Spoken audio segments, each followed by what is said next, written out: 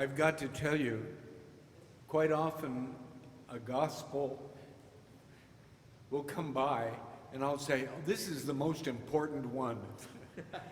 And this morning is no exception, because I think it holds a key to the very heart of the human condition and happiness. So what is happiness? Well, actually, psychology recently says that it is a sense of identity and a sense of purpose. Identity and purpose, which is really great. But Jesus figured this out a long time ago. He said, "Who do people say that I am?" And, well, you know, he's John, had all these ideas. But he said, "Simon, who do you say that I am?" "You are the Christ. You're the Son of the living God." Identity and mission, purpose, and encountering Jesus, he will and do this with us. For what he did with Peter, he said, "Well, Peter, I have something for you here.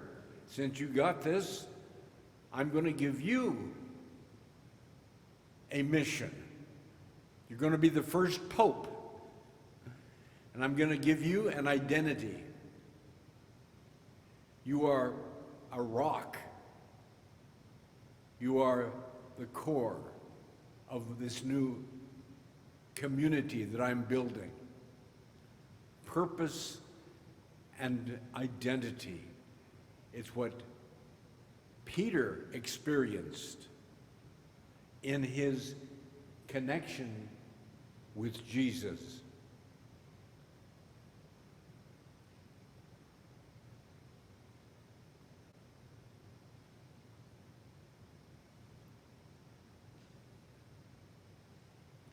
Jesus gave him his purpose, Mr. Rock, and his identity of serving the people of God. This encounter of mutual recognition between Jesus and Peter bestows positive identity and purpose, happiness.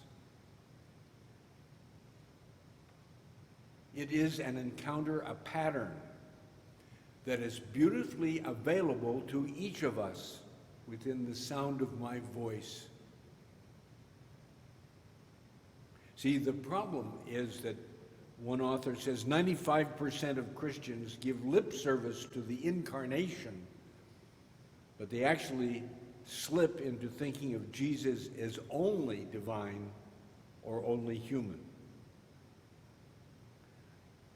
It's easy to do. It doesn't mean we're bad, it just means we don't get it, like most of the disciples.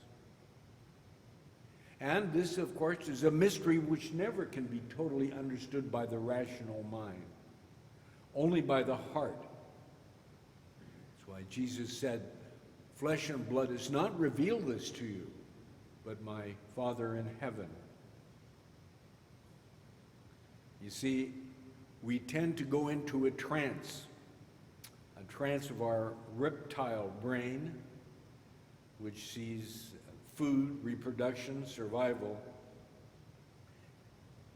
and simply in that part of our brain just can't contain this heart truth of faith, identity, and purpose.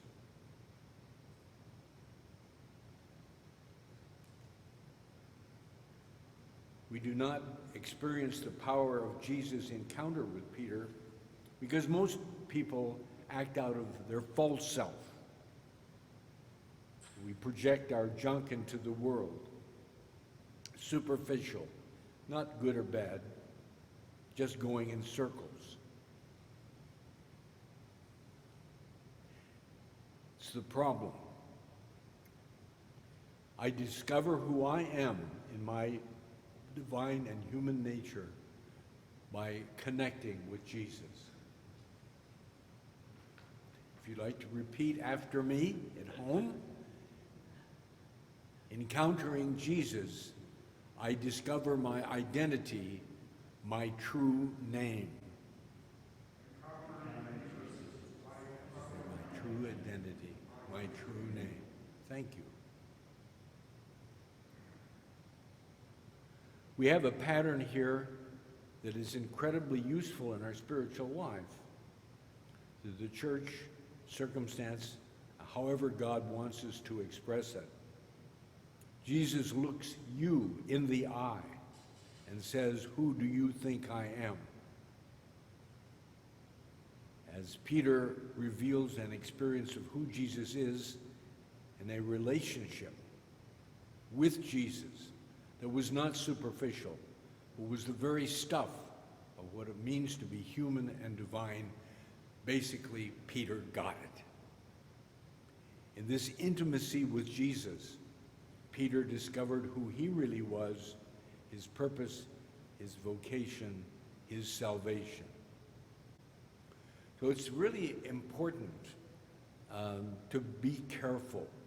Who do you think Jesus is a test in your heart of hearts. If you've got it beyond formulas and actual experience, you will have a level of intimacy with Jesus you did not think possible. Something really big is going to happen in your life. Jesus is going to look at you in the eye, and he's going to speak a truth that will reveal your true name, your unique purpose. If you'd like to say after me. Encountering Jesus, I discover God's unique purpose for my life. Encountering Jesus, I discover God's unique purpose for my life.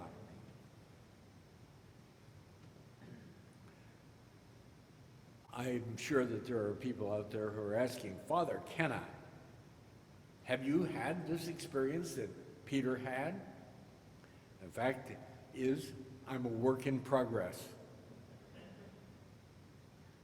Often I am pulled down to the lower level of experience Jesus is simply human or simply divine. I do know that I give intellectual assent to revealed truth of the incarnation, and I have experienced a consciousness of faith in which I know, and I know that I know, and I can't not know it. At this point,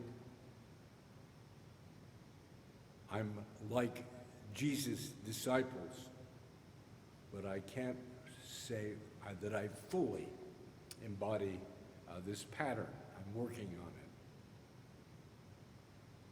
I will only pray that the Father will reveal to me what flesh and blood cannot, that the drama has been written and is now being played out. The most unspeakable truth of faith is that I am by grace what Jesus is by nature. I'd like to repeat after me.